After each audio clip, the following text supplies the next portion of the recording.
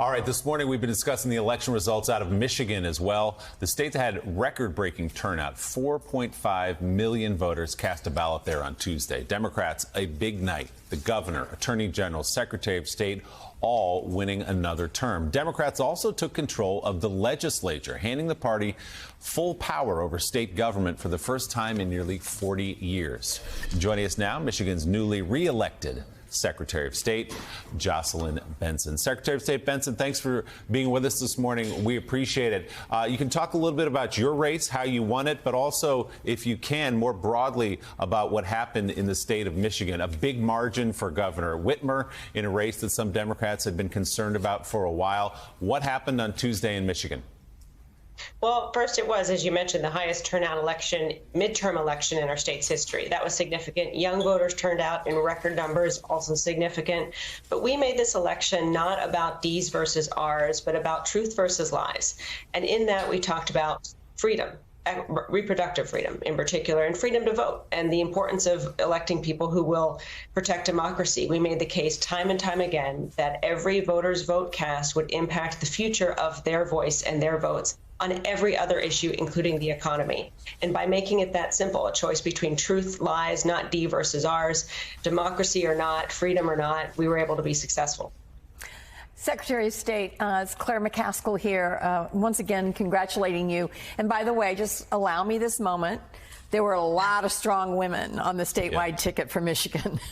I mean, the women. I saw one of the pictures you guys did online where the three of you look like Charlie's Angels, but with lots of brains and lots of hard work and integrity. I know how strongly you feel about professionalism in administering elections. We mentioned earlier the county clerks, the local election boards, the transparency and training that went into the effort. Talk a little bit about those unsung heroes.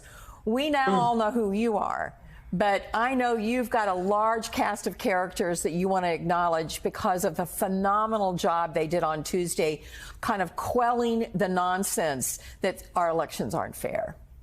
Yeah, thank you, Claire. That's absolutely right. I mean, we're a team in Michigan. Democracy is a team sport. From the women at the top of the ticket, we truly like each other. We truly have learned we get so much better together as opposed to individually. So you see us working together. But the 1,500 clerks all across our state and the thousands of poll workers were really determined to make sure this election went smoothly. I showed up at my polling place to vote and was blown away at how the energy was in the polling place to say, not on our watch. Every single one of us, from poll workers to clerks to me in the Secretary of State's office, we were determined to protect the voters, to protect the sanctity of this election, to protect the integrity of the process.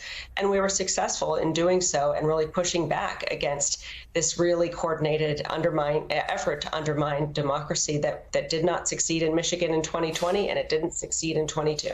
Especially in Michigan in 2022, a remarkable night for Democrats in Michigan. Michigan Secretary of State, Jocelyn Benson, thank you so much for being with us. We really appreciate it, and congratulations.